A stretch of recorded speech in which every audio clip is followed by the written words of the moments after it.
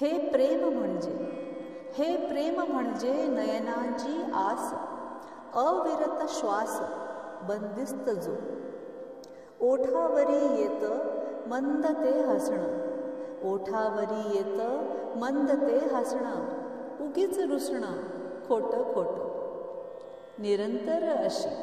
निरंतर अशी स्वप्नांची दुनिया, जादूची किमया काळजाची. आनंदवित असा अखंड विश्वास, आठवांचा रास अपक्षय. पापण्या भिजुनी जागरण रात्री, आसवे नक्षत्री आसमानी.